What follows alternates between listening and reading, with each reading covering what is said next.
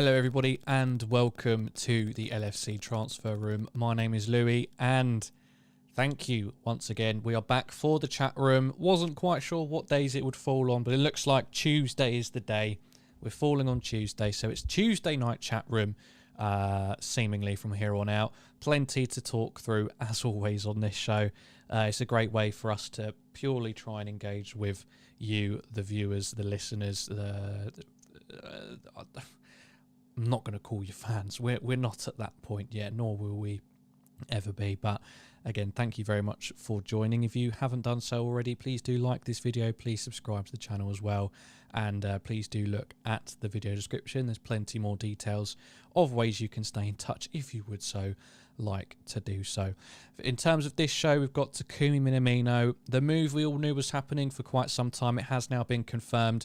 Minamino's move to Monaco is now done and dusted. Liverpool themselves have confirmed it. There's no greater source than the horse's mouth, so we'll have a quick talk through that. Our best memories of Minamino, get those in the live chat as well. What do you think about the move? Good value for money? A good deal overall? Should we have let him go? Do we need to replace him? Do we need to find that squad option? Let's see what we decide on. We'll talk about Nicolas Barella as well from Inter Milan. Some noise linking us with him, so I thought now would be a good time to just have a bit of a deeper dive into what he could potentially offer if this ever became concrete. You know, it seems Bellingham is the prime target, but does Barella have something to offer us? Could he be that right-sided 8 midfielder, or is his strengths elsewhere? We've got a partnership with the company 23. The link for them is in the video description if you want to go and check them out quickly. They will be providing us with some swanky stats and graphs to look through, some brilliant graphics to really demonstrate certain points, look at data, look at stats of certain players and compare them, look at teams in general, all sorts. So that will be a massive part of our channel going forward for at least the next while. We'll see what happens there, but we'll have some graphics to bring you in today's show so we can take a closer look at Barella. And then, of course, the main topic of the video, sort of what this chat room is becoming more recently, it seems. We're going to take a look at the big things dictating Liverpool's future, which is the owners, which is the manager, which is the recruitment team. To sum up where I'm going with this and what we'll come to towards the end, because I want to get into the show and I want people to get their opinions in early as well. I feel like, especially in the last month, and especially when we feel like we're not getting our way with transfers, obviously we've been told that a midfielder's probably not coming until next season. A lot of people feel like that's been regurgitated a few times and they're not willing to put up with it anymore. So, of course, a lot of anger has again come Liverpool's way, FSG's way. And this is where I want to take a step back with you guys and have an honest, in-depth discussion about it, because it's all speculation. It's all speculation, isn't it? Obviously, FSG in their, I don't know, weekly, monthly, yearly bloody board meetings decide how much money they're going to put aside for one of their teams, because they don't just own Liverpool. You know, they're not Liverpool fanatics. We are part of the FSG brand, if you will. That's not the word I'm looking for, but you get what I'm saying. There's a certain amount of money put aside for that. Their aim is for us to be able to run ourselves, which we are basically now doing, which is, I think, is a plus and is something to applaud them for. Where we were when they bought us, where we are now, it's an achievement no matter what else has happened. You can criticise them for what needs to be criticised on, but you've got to praise them for what needs to be praised on, and that is one of them, the state of the club now. I just wonder, is it really FSG? Is it really John Henry saying, no, we're not going to get a midfielder until next year, we are confident with our squad? Is that really what's happening? Is it possible that Jurgen Klopp, our Lord and Saviour, the man that no one will question, and for good reason, does he have more of a role in this than we thought? Is he the main voice? Arguably, it's something that we'll never know, but I feel like it's something to bring up. It's something to talk about, because FSG take a lot of the slack, and you know they're very rich, they're very powerful. Maybe they should. I don't have a problem with giving millionaires slack on anything, but in terms of giving giving Klopp a bit more credit, I guess. He's not a passenger in all this. He's obviously got a say. He's got a massive say in our transfer dealings. Who we sign, when do we sign them, do we sign them, do we not sign them? He's obviously in that conversation. He's a massive part of it. I just wonder if maybe he was the one who said, you know what, it's not just black and white. There was obviously somebody who said, you know what, Bellingham's not possible this year because of X, Y, and Z. They've let Haaland go. They're going to demand stupid money. It's going to take ages.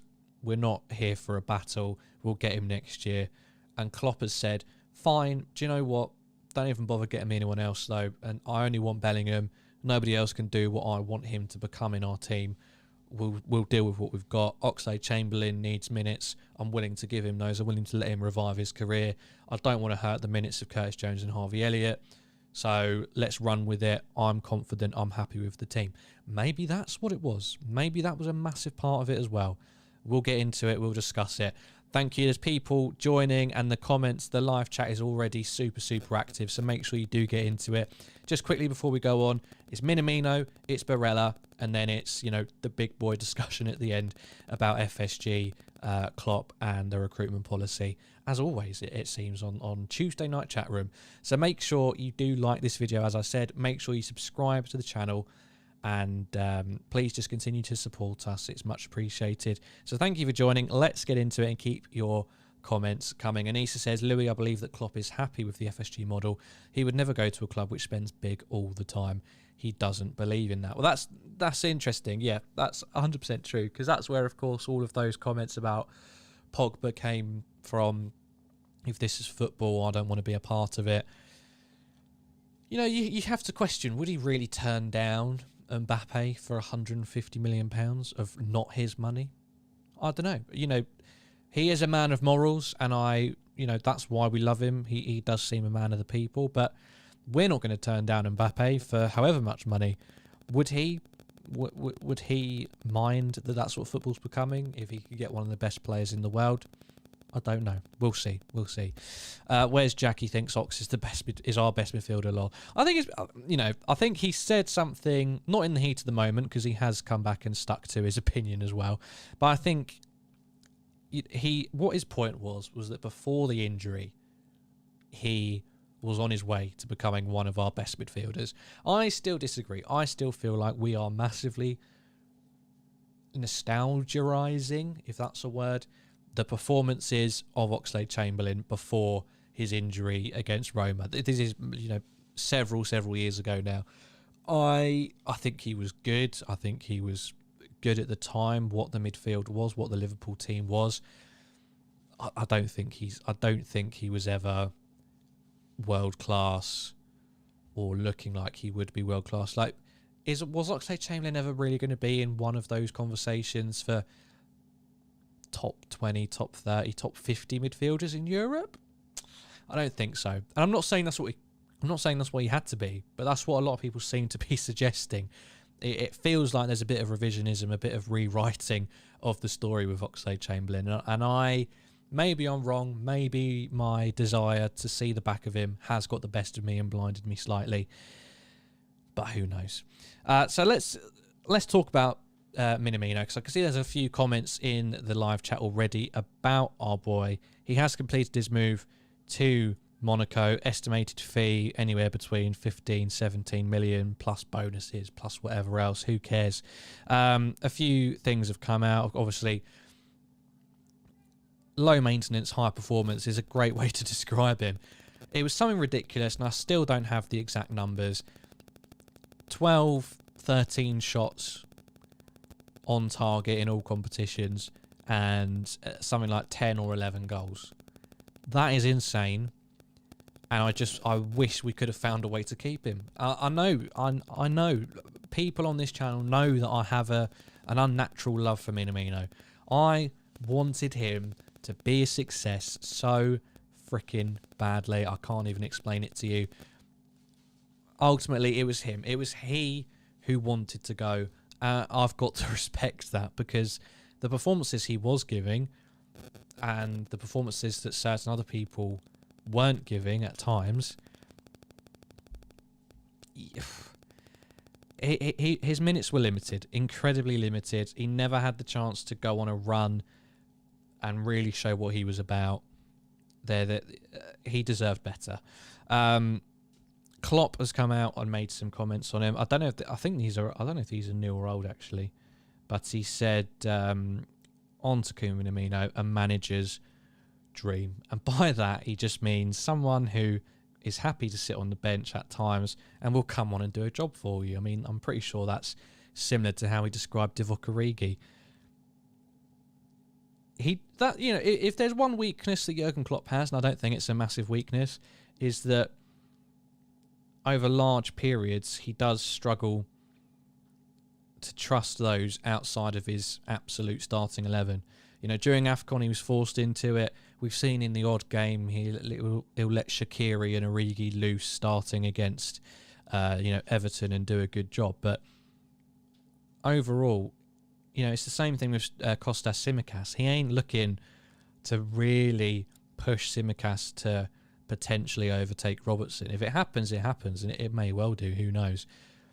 But he's always maintained that Robertson is the guy. Robertson is the left back, and Tsimikas just kind of has to make do with what he gets. So I've always felt that that's quite unfair. Whether he means that, whether it was just a way to give Andy Robertson some confidence because he was in a bit of a bad spell at that time, I don't know. I honestly couldn't answer that question. David Murphy says Minamino is a good player but wasn't challenging for a start, even with Salah majorly out of form with January. But David, the stats don't lie. The stats do not lie. His goals that he scored for us were incredible. So was Salah's, obviously. But his conversion rate was just insane. You get him a clear shot on goal, not even a clear shot. You just get him in a position where he can shoot on target, and most times it's flying into the back of the net. And that's not something that you will find on a bench in most teams, most top teams. It's so bizarre to have that kind of player. And you're right. Deep down, I know he would never challenge Salah. Deep down, I know he could never displace Salah, who is still one of the best players in the world, despite that being majorly out of form, as you say. Jen says Salah is taking the mickey, either sign or go. It's getting on my nerves. Yeah, we'll leave that for another day. I think we've talked a lot about that, and there's not a lot of movement on it. It's still, one day it's close, the next day we're still worlds apart. One day he wants to stay, the next, who knows? Who knows? Klopp also said his performances and goals are the reason we have had to redecorate the Champions Wall so often. His achievements here will stand the test of time. I think that's a pretty big statement. Not necessarily true. I think Klopp loves a send-off. He does like to give a glowing reference of players that leave him, especially those that have featured in the first team, semi-regularly or not. His achievements will stand the test of time. I don't know, man. I'd like to think they would. He's not even one of those people that you classify in like the streets will not forget segment. I don't know I don't know what category you'd fit Minamino into. He's obviously not a legend, don't get me wrong. He's obviously not one of our best players. He's not a streets won't forget type player. But he just did the job. He did the job.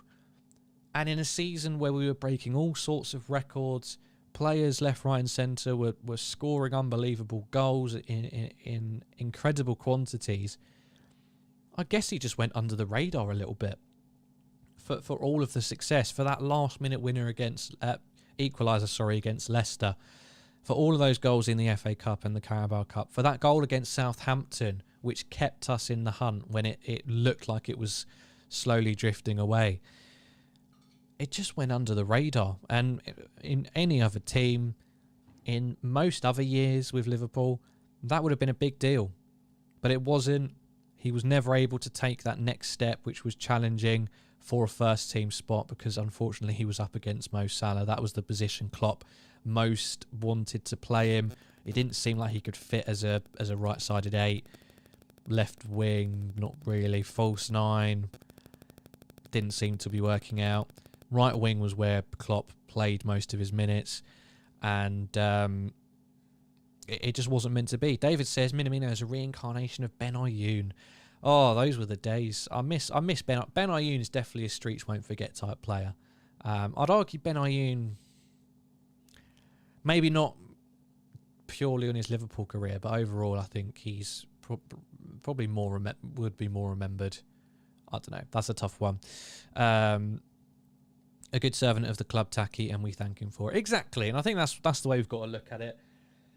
You can debate whether we need to now replace him. I think it's tough. You know, Klopp has obviously fought hard for 5 substitutes, rightfully so. I agree with it 100%. A lot of other managers have been swayed, not just by him, but by, you know, the football that we live in now, the crowded fixture list, the constant internationals, Winter World Cups, all this bullshit. And now we finally got it. And we're I don't want to say we're losing players left, right and centre, because we lost Mane, but we've got Diaz and Nunes through the door. We've got Carvalho. But we've lost Minamino, who is a proven contributor to this team. Carvalho isn't yet. He may well be.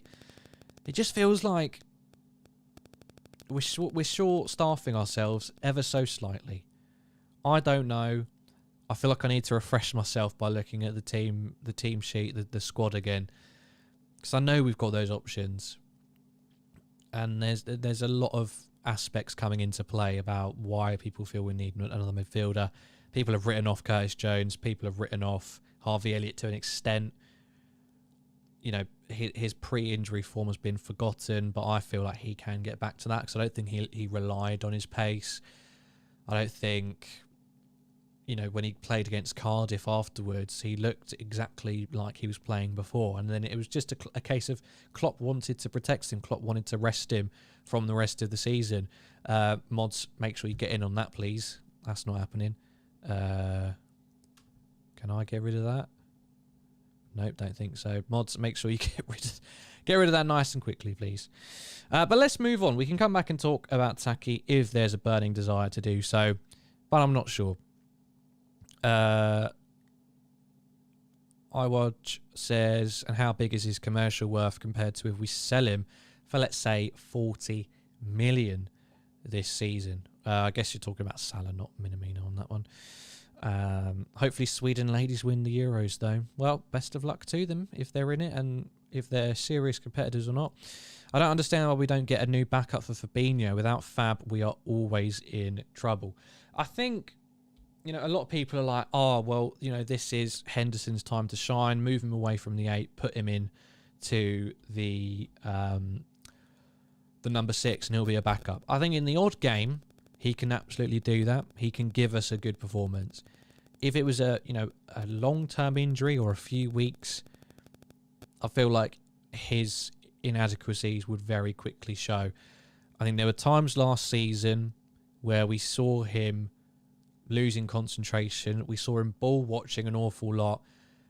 He doesn't have that natural instinct that a Fabinho has, which is to predict danger, to get into position before the danger unfolds. He is very much someone who follows the game and reacts to it rather than preempting it. And that's not necessarily a bad attribute. It's not. But when you're tasked with the role that Fabinho has as a number 6, you need to be preempting. You need to be preempting. And that's something that, you know, for periods last year, we did see him struggle with. Thank you to everybody who has joined, who is joining, who's watching. 40 of you watching, which is fantastic. Lots of interaction in the live chat already. It's great to see such an active live chat. At this point, I would like to remind you, please do like the video. It really helps us out. Please subscribe to the channel as well for all your Liverpool content. We go live every evening at 7:30 without failure. Tomorrow will be a Transfer Central with Charlie and the boys. So all of the transfer news, may even be some breaking news tomorrow. Who knows? I'm not saying there will be, but you know how quickly this game can change. So stick around for that and all of your content leading into pre-season and the 22-23 season ahead. This is the best place to be. So subscribe, press the bell notification, join our Discord if you want. That's in the video description, and you can become a member to support the channel, support us in making content for you. Let's touch briefly on Barella. Barella, you know, there's nothing concrete at this stage. However, just, you know, looking at what he could offer us, it's an incredibly interesting prospect. Now, the kind old folks at 23 have provided us with some lovely looking graphics to take a bit of a look, because I don't expect people... sorry about that. I feel like I need to get some new wires. Not sure what's happening with this microphone. Sorry if the noise is disturbing. Hopefully it only lasts for a few seconds and then it goes back off again, but yeah, it's not ideal. I'm aware of that, so apologies. Yeah, so let's take a look at Barella. Let's take a look at him. So the lovely folks, as I said, 23. You can check their video, their website out in the video description. Have provided us with some lovely stuff. Let me just turn off the chat box for a little bit, just so we can see. So this is Nicolo Barella of Inter Milan last season, 2021-2022.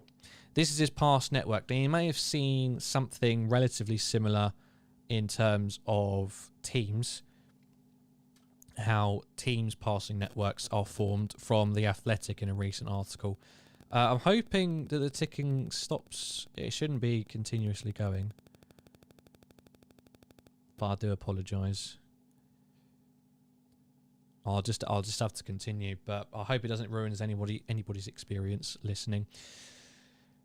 Normally you'd see this for teams, how they're set up, their average positions, the amount of passes each player makes to another player, their average position, as I say. Sorry to be a party pooper, guys, but I don't think there's any chance of us getting Barella. Well, you know, they very well may not be. They very well may not be. Very concerned about Italians coming to the Premiership. I think Drew, one of our regular contributors, actually did an article about that, so do go and check that out as well on the LFC Transfer Room website. You can find that on the Twitter page as well. But if we take a look at here, obviously the red RCM, that is Barella. Now, Inter Milan typically last year were playing in with a back three or a back five, depending on your way of looking at it. So, of course, the wing backs are pushed up. So, from left, it goes from left to right. That's Inter's goalkeeper all the way through to Inter's attacker further on the right. Now, you can see a three-man midfield. The centre mid is dropping into the hole and holding it on his own. The right centre mid, Barella in this case, who would be our right-sided 8. That's what we're assuming that he would come in and be if that ever happened. He's very far wide. He's further wide than the left centre mid, and he's very close to his wing-back. Now, that instantly reminds me of the trio of Harvey Elliott, Trent Alexander-Arnold, and Mo Salah. Or after the injury, Trent Alexander-Arnold, Jordan Henderson, and Mo Salah. This is very typical of Jurgen Klopp's number 8, the right-sided number 8, which tends to act as an asymmetrical number 10, I guess you could call it, because whilst they are the more attacking of the three midfielders, he's obviously more inclined to be on the right side of the pitch, either stretching play or finding those overlaps from the wing back or from the winger.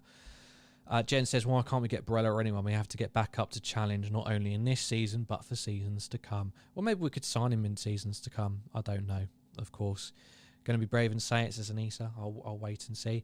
Thank you very much, Demetrios, for the subscription. Very kind of you, and I hope you do enjoy your stay. So I feel like this was just an interesting graphic just to get to know how interplay, how Barella operates roughly within that system.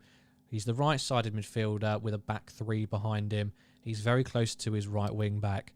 He's further wide than the rest of the midfield. And that just reminds me of our midfield three in its current form. Maybe he'll change it. Maybe this is obsolete now. Maybe he'll go with a different pattern of play for next year. Because we do see these slight variations. It's always been 4-3-3 up until this point. But the variations have changed and the emphasis has come from different parts of the pitch. But it's a good introduction.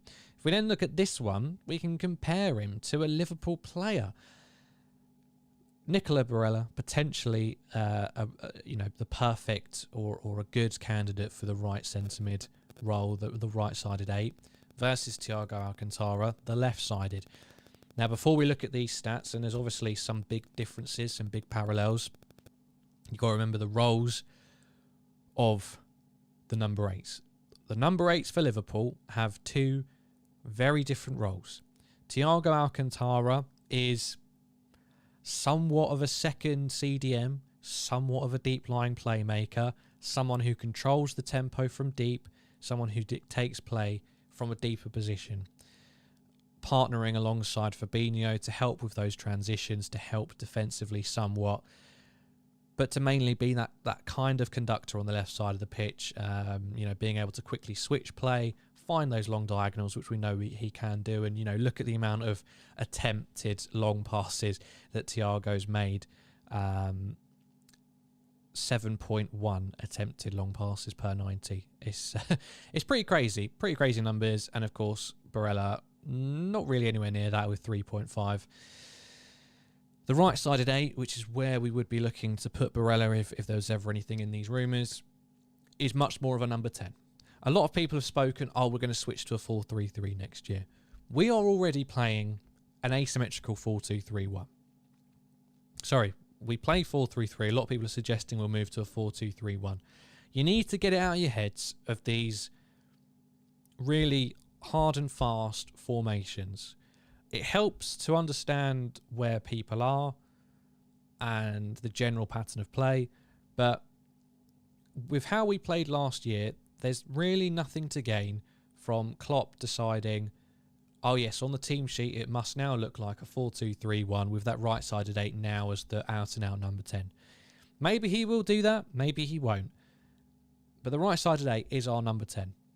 Obviously there's a focus down the right side of the pitch, and that's just the way we've decided to play this year, because we've got Trent out there and we've got bloody Salah out there. So if we can create wide overloads on the right side of the pitch, get that midfielder further up, have the other 2 cover as a double pivot, fantastic. And Robertson, Mane or Diaz can also do their thing out on the left. Obviously it's a bit more complicated and complex than that, but that's the general idea, right? So that's the difference between the left and the right. So if we look at this, Nicolo Barella in Inter Milan's side the same year, last year, as Thiago. James says there's more goals gone from the team with Mane gone, Origi, Minamino, though those are 2 squad players. Yep, agree. So we look here, passes attempted. As I said, Thiago's the dictator. It's his job. He's more inclined to be helping out, sweeping up at the back, playing those passes. Barella would be further forward, more out on the wing. That's his kind of thing. If we look towards the bottom though, where we finally see the red starting to outstretch the blue, so Barella outstretching Thiago on certain metrics, shots assisted, expected assists, shots attempted, and expected goals. Marginal differences in some, but margins are what counts. I'm not saying he would answer all of our problems, but I am saying that thanks to this lovely graphic provided by 23, check them out, link in the video description, he is a suitable candidate. He would make a great candidate for that right-sided 8, but is he worth going in all in for? That's not for me to decide. That's for you guys. Now things get interesting. Now things get very, very interesting. We look at Nicola Barella and we look at Jude Bellingham in the exact same season in their respective leagues.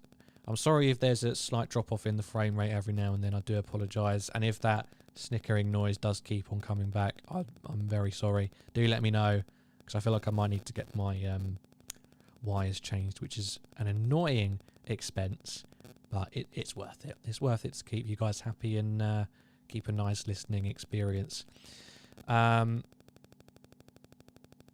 Anissa says, I wish I had your confidence when it comes to Jude. There will undoubtedly be a bidding war for him next summer. Yeah, again, very interesting. I'd like to think there's something in place. There's discussions already been had. But then again, you just have no idea how these things work. And that's what we're going to talk about in the final segment in a few minutes anyway. And this is interesting. What I would have also liked to have shown you is a similar graph that compares Jude Bellingham with Naby Keita. And you would see that they're not too dissimilar. And in some metrics, Keita actually wipes the floor with Bellingham. It's not many, but there's a few, and he keeps up with him. So I think personal bias is a massive part of how we view the game. And I'm not saying it's a bad thing. It's an emotional game. We watch it for the emotions. We watch it for the highs and the lows. I'm not saying you have to view everything through the eyes of stats and be robotic about your opinions.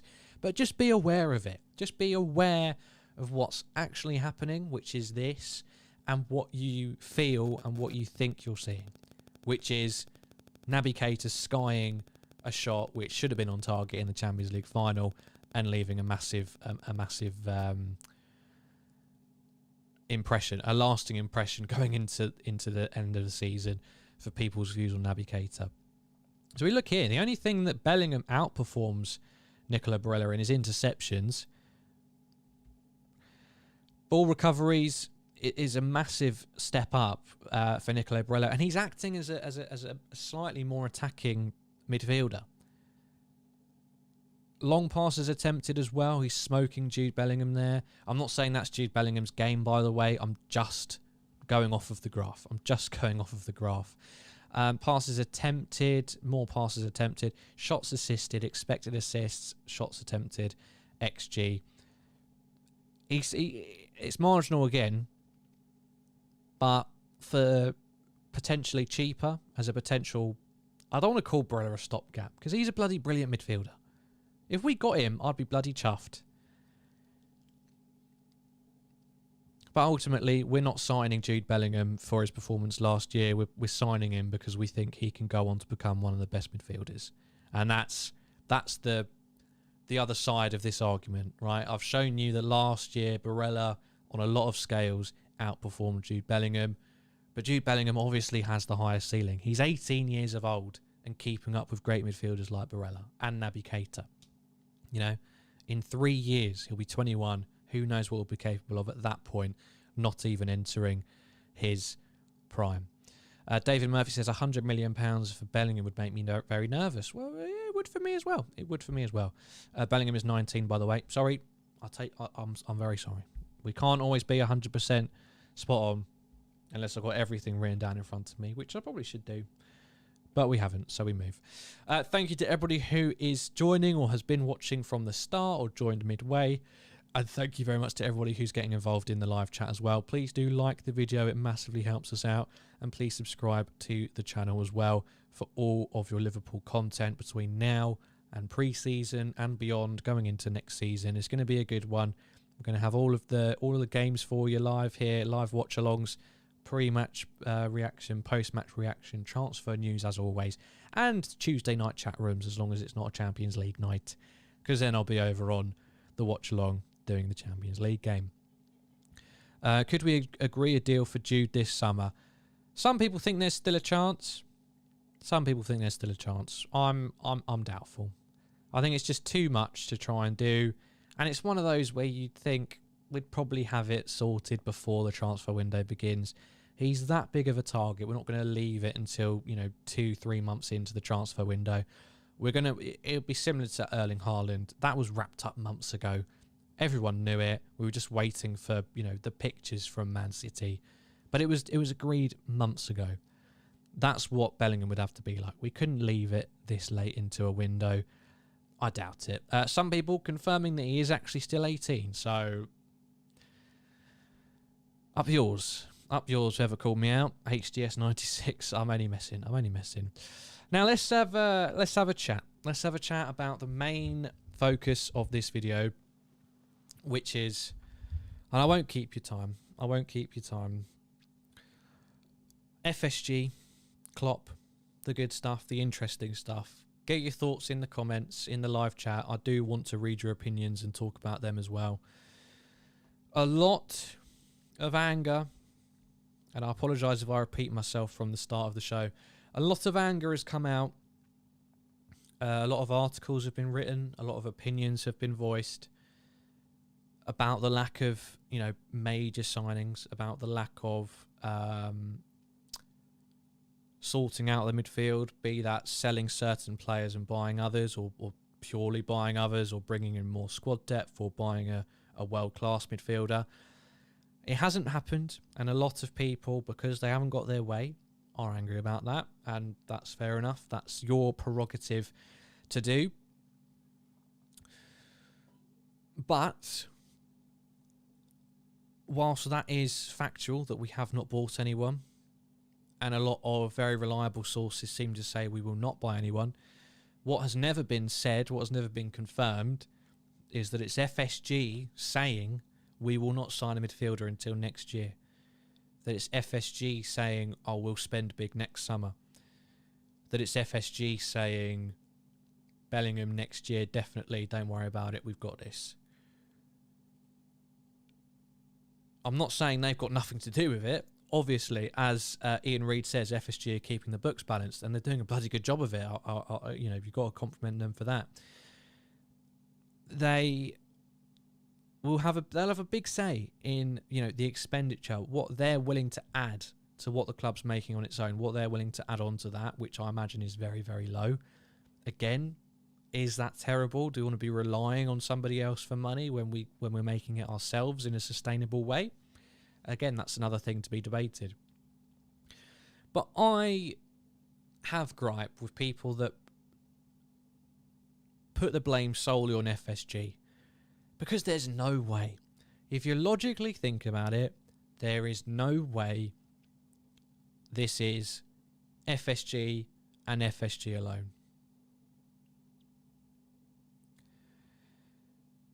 We all love Jurgen Klopp. I know the majority of people in this live chat will absolutely adore Jurgen Klopp.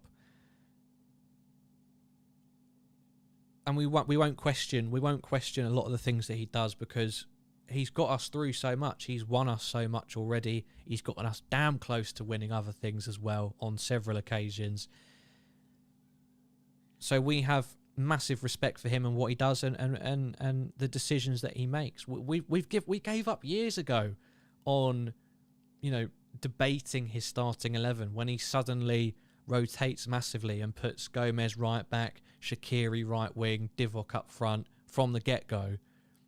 And we were all like, whoa, you can't do that in a Merseyside derby. What are you doing? What happens? We win, 4-1 or something very convincingly. And that's happened multiple times. We've given up on debating his team selections. And mostly we've given up on a lot of his decision-making in general. We've got to give him more credit in terms of he is actually a big part of the decision-making for transfers. He, of course, has a massive say. He was a massive part of identifying Takumi Minamino. He was a massive part of, Darwin Núñez. Of course, scouting would have been going on before, but we all know that there was auditions. Those games were auditions, not planned, obviously. But Minamino was signed as a result of his performance. But beyond anything else, if he'd have flopped in that game, we wouldn't have gone for him. If we'd have pummeled Salzburg 5-0, Minamino drops a clanger, we wouldn't have signed him. If Núñez didn't get those offside goals against us, didn't come so close, we wouldn't have signed him. Klopp has a massive say. I believe, and I'll explain why in a minute, if Klopp really wanted somebody else to tie him over until we get Bellingham next year, because I believe that's probably out of his hands. That's probably, Julian Ward in conversations with the recruitment, with FSG, saying, do you know what? It's too hot at the minute. They've just lost Haaland. They're not looking to sell another wonder kid. We'll wait till next year. He'll be a year older, a year more experienced. That's a year less that we've got to kind of mature him ourselves. He can do that in the Bundesliga. But not signing a stopgap, which people keep going on about. Do you believe that Klopp couldn't say, oh, I'd love to get Barella for, I can't remember what the fees are, but, Asensio for something like 26 or 36 million. Do you think he honestly couldn't say to Julian Ward, I'd love to make that happen? Could you please get him for me? Do me a favour. £36 million to you and me is ridiculous, life-changing sums of money. But to FSG, that's sod all. To Liverpool Football Club, really, that's sod all. If Klopp wanted those players and genuinely believed that they could make a difference or tie us over or become part of that phase 2 that we're talking about, do you really believe he wouldn't get his way on that? For someone for a modest transfer fee? We've signed Nunes for £64 million. Why wouldn't we get Sangar for 20 if we wanted him, if Klopp wanted him?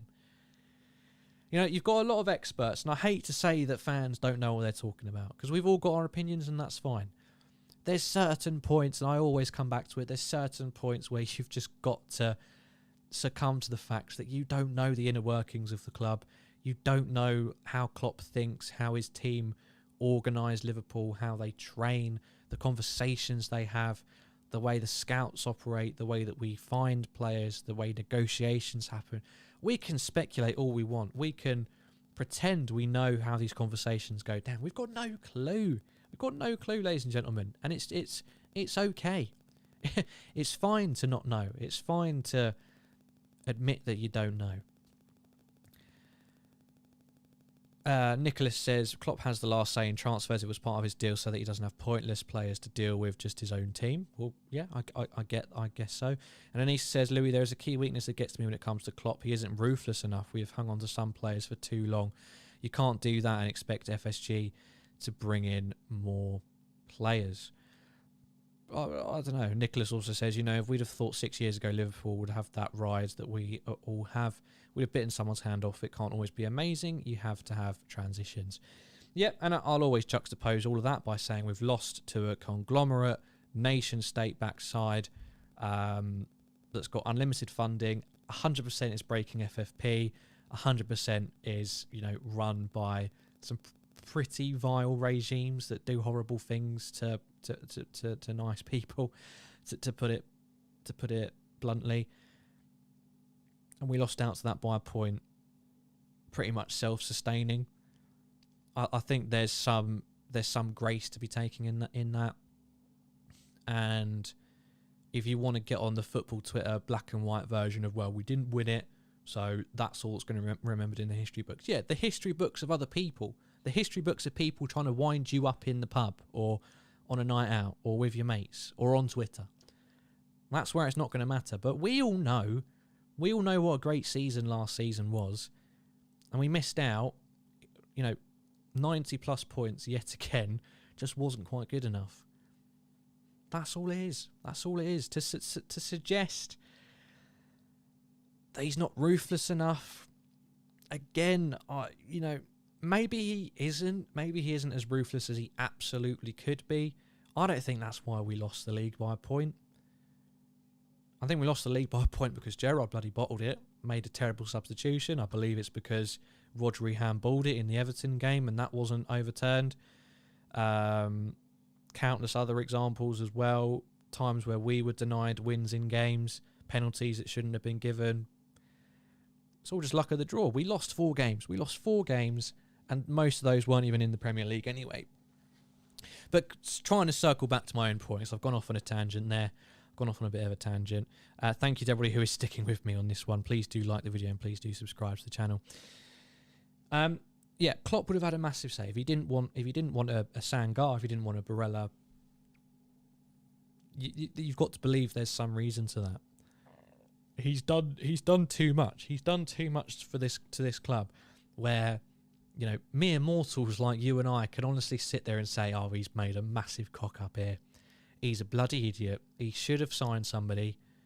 We need a midfield. We need a new midfielder now. I'm Oxlade-Chamberlain's biggest critic. I would be more than happy for him to leave tomorrow and us probably not get a replacement.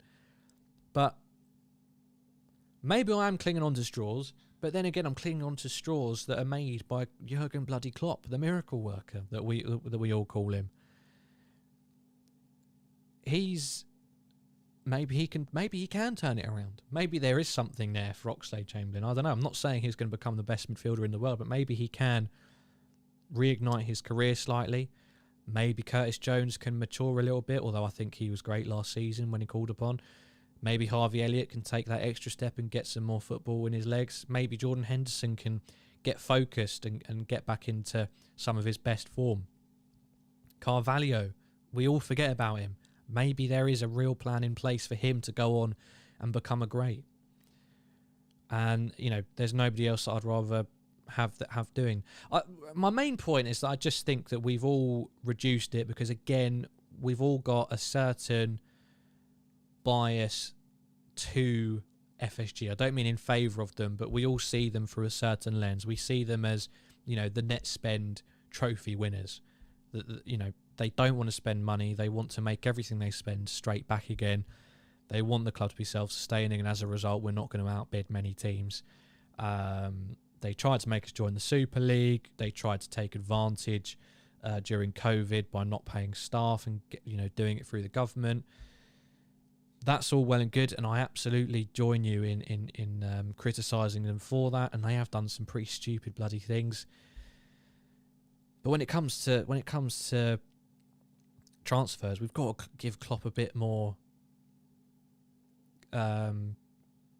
credit, depending on the way you look at it, credit and criticism. If you genuinely believe that he is completely wrong, which, you know, kudos to you, but I know who my money goes into. I don't know who I believe in. You've got to admit that it's not FSG making these decisions purely at all. And as David Murphy says, they're developing the stadium as well. That costs a lot of money. I'm not backing FSG. I'm not 100% telling you you've got to get behind them. They know what's best. They're doing everything they can. They probably could spare a few million. They probably, if they really wanted to, maybe they could get Bellingham. But that's the world we live in. I just think Klopp is a big part of this. We all want to believe it's FSG because they're easy targets. They're a faceless brand. John Henry, not a lot of people like nowadays because of the decisions in the past. But ultimately, they're all part of one team. If Jurgen Klopp wasn't a part of it, if Jurgen Klopp wasn't getting what he wanted, if he wasn't being backed the way that he wanted to, he wouldn't have signed a new deal. And that is the stone cold fact. That's the stone cold centre of it. He clearly feels that this is the place for him to be, not just because of the teams, not just because of any of that, but you know. Anissa says, I'll just look at us and City, and the key difference for me is that midfield. If we're being honest, we only have two world-class mids, Thiago and Fab. Why is Klopp not addressing this? Well, you know, maybe that is something to talk about, but why are you not addressing that City just have unlimited money to spend? I know they've sold players, but that doesn't mean anything.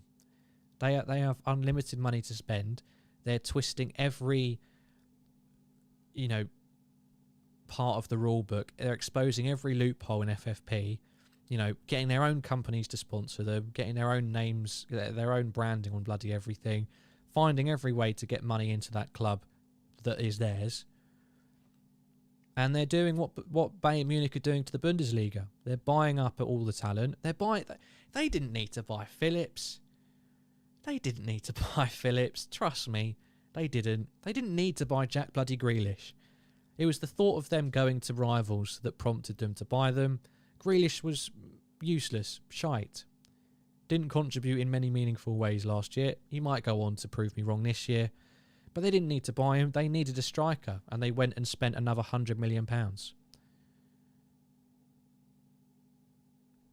Anissa says, Louis, there's this way of thinking that's beginning to annoy me because of our success. Some think that FSG and Klopp are immune from criticism. Well, if you know, Anissa, this is with full respect. If you listen to what I'm saying, I'm not saying they're immune from criticism. I'm not saying I'm 100% behind FSG. I'm saying they deserve criticism for some of the things they've done. And if you really want to criticise Klopp, then go ahead. I'm not going to stop you. But you're looking at it that we've only won one title. You're looking at it that we've lost out to Man City for those other titles. But there's... I know I use this word to death. I know I do. Please forgive me. There is context to it. If you want to look at it through a football Twitter lens, through a wind-up-your-mates lens of, well, it doesn't matter that you missed out on a point, you missed out and that's it. History forgets the second place, then be my guest. That's fine. The reality is we were half an hour away. We were a non-Steven Gerrard collapse away from winning that league.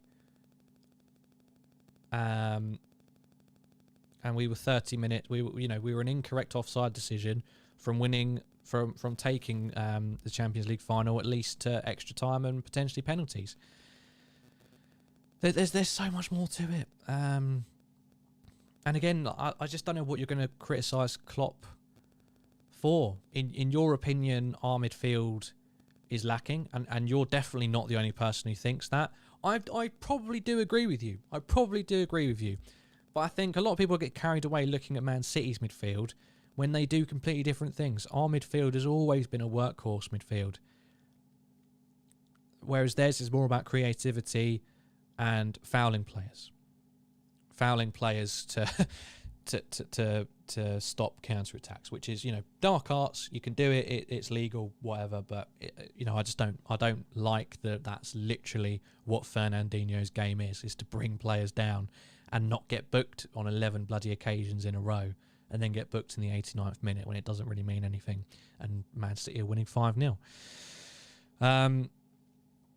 David Murphy, this is what I'm talking about. In the last 5 years, there's only 2 points between us and City, and they've outspent us 10-1. I'm not sure that's an exact science.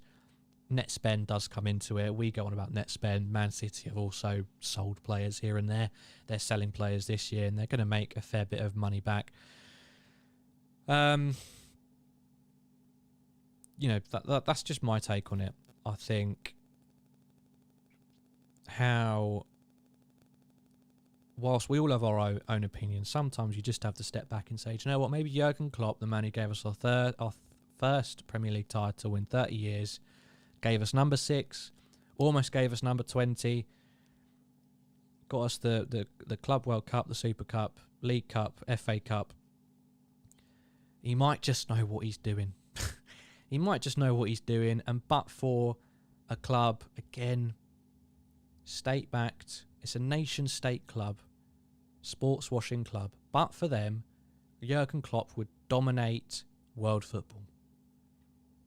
He would dominate the English Premier Division, and not by mopping up all and any talent that comes through like Man City seem to be doing. Not by just buying everybody who becomes a success like a Declan Rice or who else is a good player? Calvin Phillips. He's done it in his own way, in FSG's way, in Moneyball's way, in Michael Edwards' way, and now in Julian Ward's way. And we've made it work. But for the slightest of margins, which just come down to luck of the draw. It was luck of the draw who was winning that league title. And Man City just, again, seemed to get the bit of luck. Just to end on that midfield point, because again, a lot of people feel that way, and I probably agree with you. But our midfield is a workhorse midfield. It's never been, in a Jurgen Klopp team at Liverpool, it's never been the primary source of creativity. Coutinho was slightly different because he was so good at it, and he just happened to be there. But Jurgen Klopp's dream midfield, which was bloody Wijnaldum, Henderson, and Milner at one point, and that nearly got us number 6 beforehand. It was never about out and out star quality, and by star quality, I think people just automatically think of a Kevin De Bruyne. They think of number 10s. They think of creative players.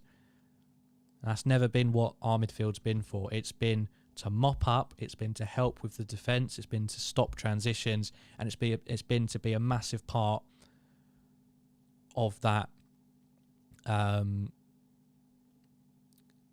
That pressing machine that we've come to familiarise ourselves with.